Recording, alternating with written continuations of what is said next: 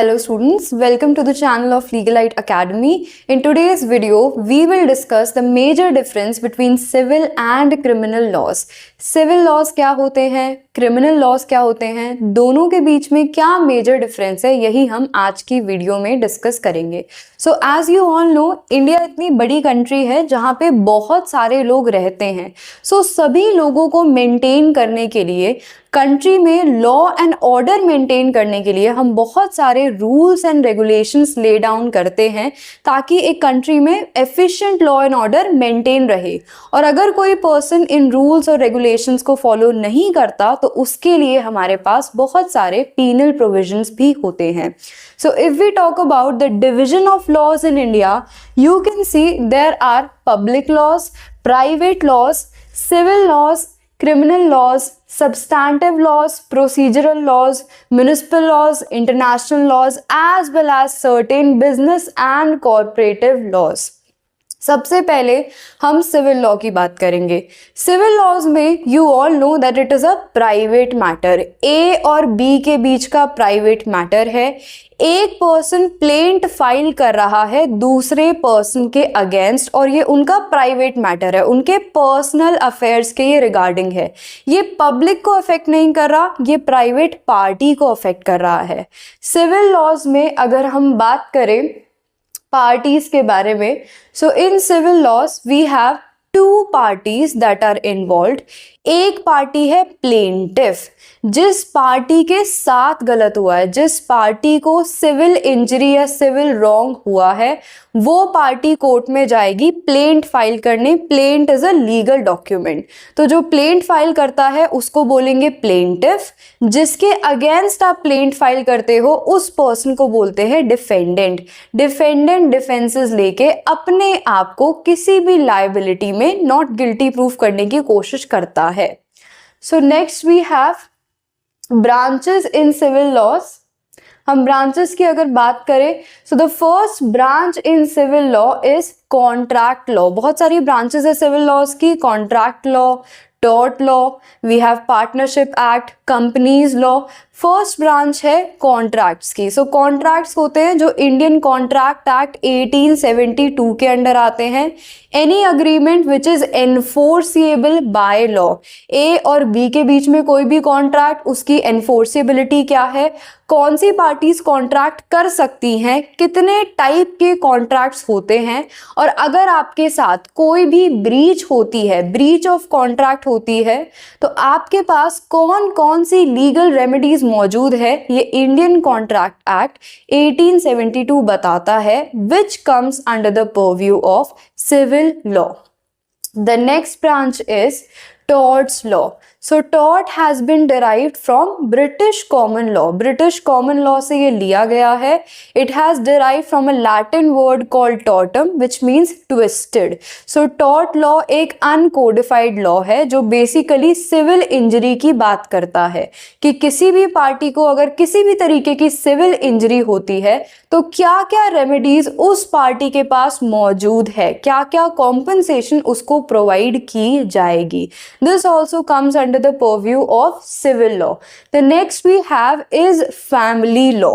Now family law personal laws में आते हैं जो हर पर्सन के डिफरेंट है. डिफरेंट रिलीजन्स के डिफरेंट पर्सनल लॉज हैं.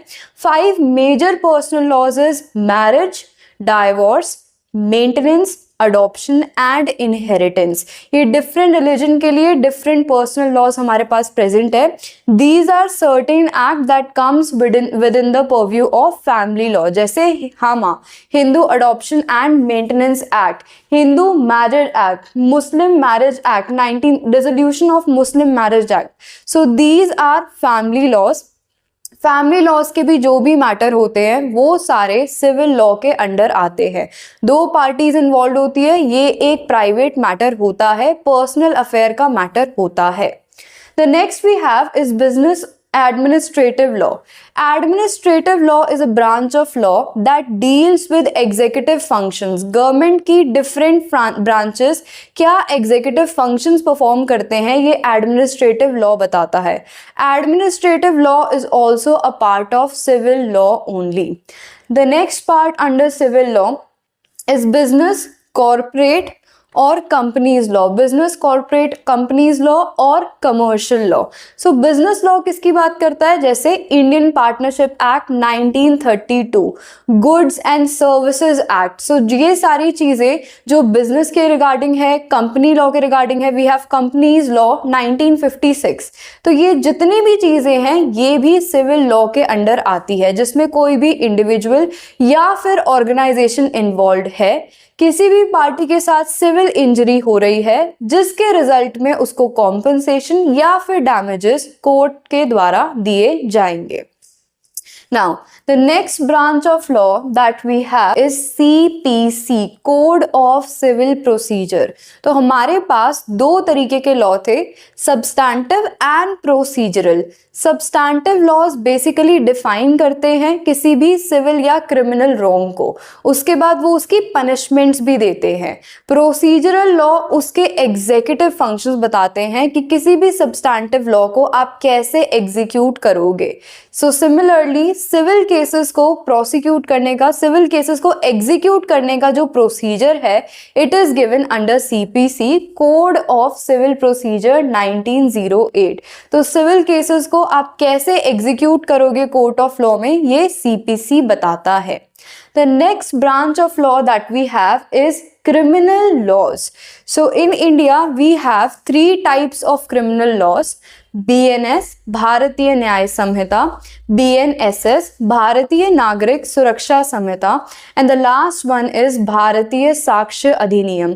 ये तीन मेजर ब्रांचेस हैं जो क्रिमिनल लॉज को मेंटेन करती हैं।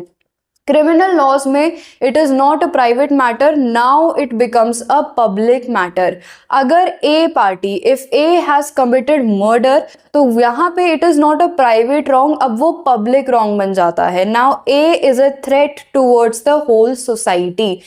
क्रिमिनल केसेस में गवर्नमेंट का मेन एजेंडा सामने वाले को पनिश करने के साथ साथ एक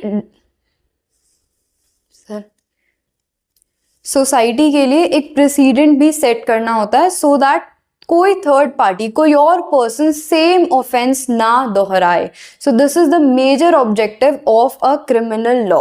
यहाँ पर हम विक्टिम को जस्टिस दिलाने के साथ साथ सामने वाली पार्टी को पनिश भी करते हैं। सिविल लॉज में हमने देखा था कि किसी भी पार्टी को जनरली कॉम्पनसेशन, फाइन या डैमेजेस मिलते थे।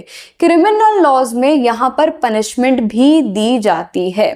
सो in criminal laws we have भारत पार्टीज इन्वॉल्व। नेक्स्ट हम पार्टीज की बात करें क्रिमिनल लॉज में, so again we have different parties. First party is accused, जिस पर क्रिमिनल केसेस या क्रिमिनल चार्जेस लगाए गए हैं। The second party is complainant, जिसने कंप्लेन फाइल करी है। तो कंप्लेन फाइल करने वाली पार्टी इज कंप्लेनेंट, जिसके अगेंस्ट कंप्लेन फाइल की गई है उसको बोलते हैं अक्यूज्ड। क्रिमिनल केसेस में जनरली गवर्नमेंट अपने बिहाफ पे कंप्लेन फाइल करती है, विक्टिम के बिहाफ पे गवर्नमेंट कंप्लेन फाइल करती है, और क्रिमिनल केसेस में एक पब्लिक प्रोसिक्यूटर भी इन्वॉल्व होता है। Next if we talk about the laws under criminal cases, the first one we have is BNS, भारतीय न्याय संहिता। भारतीय न्याय संहिता एक सब्सटैंटिव लॉ है। ये क्रिमिनल ऑफेंसेस की डेफिनेशन बताता है एज वेल एज उनकी पनिशमेंट बताता है। Previously it was Indian penal code 1860, but since 1 July 2024 हमने एग्जीक्यूट कर दिए हैं हमारे new criminal laws. So the IPC has change into the BNS. All right. So the next one we have is BNSS, भारतीय नागरिक सुरक्षा संहिता, जो पहले था क्रिमिनल प्रोसीजर कोड। किसी भी क्रिमिनल केस में जो प्रोसीजर हम फॉलो करेंगे वो बताएगा BNSS। ये एक प्रोसीजरल लॉ है। क्रिमिनल केस में आप कैसे FIR फाइल करोगे, कैसे इन्वेस्टिगेशन शुरू होगी, कैसे इंक्वायरी होगी, चार्जशीट कैसे फाइल होगी, ट्रायल कैसे शुरू होगा, जो भी प्रोसीजर हम किसी क्रिमिनल केस में फॉलो करते हैं, it is given under CRPC और the BNSS। The last one is evidence. Criminal cases में किसी भी पर्सन को गिल्टी या नॉट गिल्टी प्रूफ करने के लिए मेजर रोल प्ले करते हैं एविडेंसेस। जब भी विटनेसेस को बुलाया जाता है या जब भी कोर्ट में एविडेंसेस दिए जाते हैं तो उन एविडेंसेस को कैसे कोर्ट में सबमिट करेंगे, एविडेंसेस की कोर्ट में एडमिसिबिलिटी क्या है, ये सारी चीजें बताता है भारतीय साक्ष्य अधिनियम और the Indian evidence act. So let us see a comparative study between civil and criminal laws. अब तक जो हमने डिस्कस किया था, let us compare that. All right. First thing, civil and criminal laws. अगर हम डेफिनेशन देखें, सिविल लॉज एक प्राइवेट मैटर होता है, दो पार्टीज के बीच का ये मैटर है। हम बात करें अगर क्रिमिनल केसेस के बारे में, तो यहाँ पर जो भी डैमेज कोई पर्सन कॉज कर रहा है that is against the society as well. Civil cases में it was a private matter, criminal cases में अब आप सोसाइटी एट लार्ज को अफेक्ट कर रहे हो। लायबिलिटी की बात करें तो सिविल केसेस में प्राइवेट लायबिलिटी थी, लायबिलिटी उस इंडिविजुअल या ऑर्गेनाइजेशन की थी जिसने सिविल रॉन्ग कॉज किया है। बात करें क्रिमिनल केसेस में, so the liability is for the perpetrator, जो सोसाइटी के अगेंस्ट कोई भी क्राइम कमिट कर रहा है, विक्टिम के against as well as the society, because criminal cases में आप पब्लिक एट लार्ज को इफेक्ट कर रहे हो। The next one is punishment. Civil laws में जो पनिशमेंट दी जाती है basically it is in the form of monetary relief, कोई भी कॉम्पनसेशन, जितना डैमेज हुआ उतना आपको कॉम्पनसेशन मिल जाता है, आपको उस पोजीशन पे पहुंचाने की कोशिश की जाती है जहां आप डैमेज से पहले थे। अगर हम बात करें क्रिमिनल केसेस का, तो justice is given by providing imprisonment for a term और फाइन और बोथ। तो यहाँ पे क्या मिलता है, यहाँ पे आपको पनिशमेंट मिलती है by way of imprisonment, fine या फिर दोनों चीजें। The next one is tribal. तो सिविल केसेस आपके सिविल कोर्ट्स में ट्राइबल होते हैं, डिस्ट्रिक्ट कोर्ट्स में डिस्ट्रिक्ट मैजिस्ट्रेट जहां होते हैं। क्रिमिनल केसेस की बात करें तो ये क्रिमिनल कोर्ट या फिर सेशन कोर्ट्स में इन केसेस को ट्राई किया जाता है। सिविल केसेस का ऑब्जेक्टिव होता है कि जिस पार्टी को ब्रीच हुआ है उसको उतनी कॉम्पनसेशन मिल जाए। क्रिमिनल केसेस में ऑब्जेक्टिव होता है कि जस्टिस प्रोवाइड किया जाए बाय पनिशिंग द अक्यूज्ड, जिसके साथ गलत हुआ है जो विक्टिम है उसको जस्टिस प्रोवाइड किया जाए अक्यूज्ड को पनिश करने के बाद। Next is procedural law. Civil cases में प्रोसीजरल लॉ है सीपीसी, क्रिमिनल केसेस में प्रोसीजरल लॉ है सीआरपीसी और बीएनएसएस, भारतीय नागरिक सुरक्षा संहिता। सिविल केसेस में जो प्रोसीजर फॉलो होगा वो सीपीसी बताता है, क्रिमिनल केसेस में हम जिस प्रोसीजर को फॉलो करेंगे वो बीएनएसएस बताता है। ग्रेविटी ऑफ ऑफेंसेस की बात करें तो civil cases less serious nature के होते हैं, criminal cases more serious nature के ऑफेंसेस होते हैं। The next one is filing of the case. Civil cases में अग्रीव पार्टी केस फाइल करती है, बट अगर हम बात करें क्रिमिनल केसेस में, so the government file the case on behalf of the victim. यहाँ पर गवर्नमेंट केस फाइल करती है विक्टिम के बिहाफ पर।